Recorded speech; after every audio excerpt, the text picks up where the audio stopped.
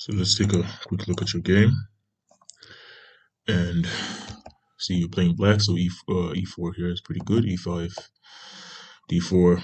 Right, this is like a gambit type of opening. I don't encounter many of these at my level, but okay, it's playable. It's a very good move here, developing, attacking the queen. And one alternative is to bring the queen here, of course. I mean, the other moves as well, like queen here. You don't want to play queen here because of this bishop coming in and you're pinned, so to speak. But there are many alternatives, I think. The theory, I'm pretty sure there are some theoretical lines that exist. So knight development, this is very good. Develops, he also plays a very good move here. Defends bishop out to c5, very good.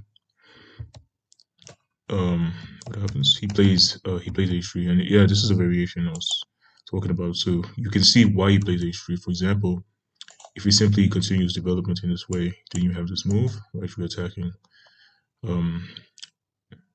the f2 pawn, so we don't want to do that. So he plays h3, but maybe this is not a good move. Maybe better would be to play something like this, right? Deploying, or something like this, deploying the bishop, right? Right, you don't want to move pawns in the opening if you can avoid it. Right, it's better to move pieces because it allows you to accomplish the opening goals of development, and then gets you getting your king safe as quickly as possible. So he plays h3, I plays d6, it's a very good move. Alternative would be to castle bishop to g5, h6 is a good move, asking a question to the bishop. Bishop goes back. Of course, if he gives up this bishop, then his only developed piece would be this knight, and his queen would come sort of like attacking on f2. So this is probably kind of forced, and you sort of in the pin as well. So, but this is not that scary. This is not that scary because you have this. So you castle, it's a very good move. Bring this bishop out. This is also very good. This is very good here. The rook is doing nothing on f8. Rooks are best placed on open files. In this particular case, it's semi-open, so it's half open.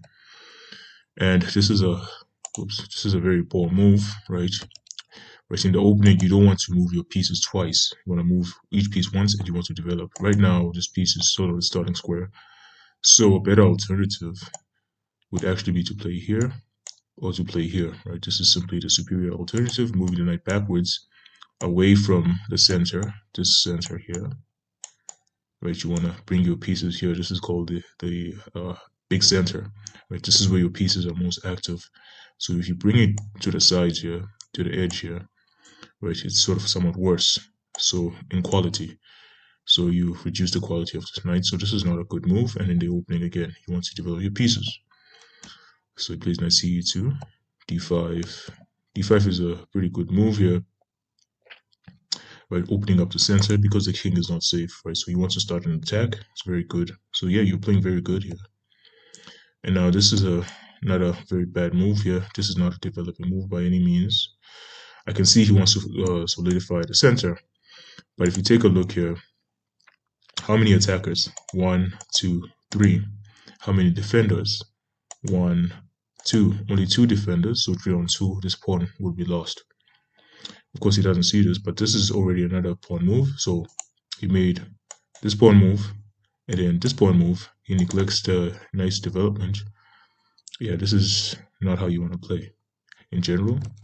So knight d4. So here you missed the opportunity. So for example, if takes, then let's say you take with the bishop. At the very least here, you can sort of win a pawn, right?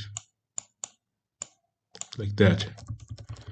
What's the alternative? If takes here, then say he plays this to try to like defend, and let's just say he plays here.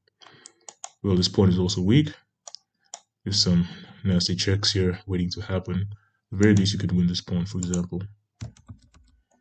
And of course, same thing with the if he takes with the pawn. So here he blundered a pawn, and knight d4. Knight d4.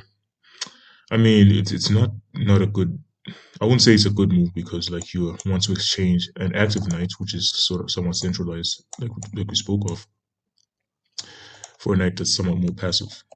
So an alternative here would of course be winning this pawn, or just deploying this bishop, or preparing to connect rooks by moving the queen, for example. There are just many other moves here. This one might be a slight inaccuracy, at least from a human perspective. Maybe the computer doesn't care. So knight here, and here what you missed is this move. Right, this is a move here because yeah, it's a fork. So you want to look at all the aggressive moves that you have, right, each time. So you have plenty of time, like 23 minutes. What you want to do here is you want to look at all the aggressive possibilities. So moves like this because it's a check and a capture, capture, capture, capture, and some pawn moves like attacking. Even this check here, even though it's bad here because it is, you want to make sure you are able to spot as many aggressive moves as possible. And of course, this is simply a tactical thing. So if you know like some tactics and you absorb these patterns, then this move is somewhat obvious, right? So you kind of missed that, and you played queen here. I can see you sort of coming out of the spin and attacking the knight, but this is certainly more aggressive and wins on the spot. So knight plays here. Of course, this is not threatening anything right now. Takes. This is a very good move. Of course, now you're winning the pawn. Takes. And now some discovered attacks because of this. Oops. Okay, so here you plays knight here. And one thing that you have to realize here is you can take this bishop, right? You can take this bishop because this guy's pinned, right? If, for example, if I play here, then you can't take back. And not only that, this guy's under attack, so and this rook as well because the knight is here. So you sort of missed that, and you played. Whoa, did you miss that? Oh no, you didn't miss that. You actually played quite well, and now this knight, this rook moved, and you took here. Of course, this is another sort of a tactical miss. You should take here on f5 because you know this knight is pinned, as we said. So takes, and of course again this knight is pinned, so you can sort of like grab this guy, and you do. Check. Okay, this is not a good move. Right, this queen is protected. Plays here and finally checkmate. So what's the lesson to take away from this from your opponent's end? I would say his opening principles are quite bad.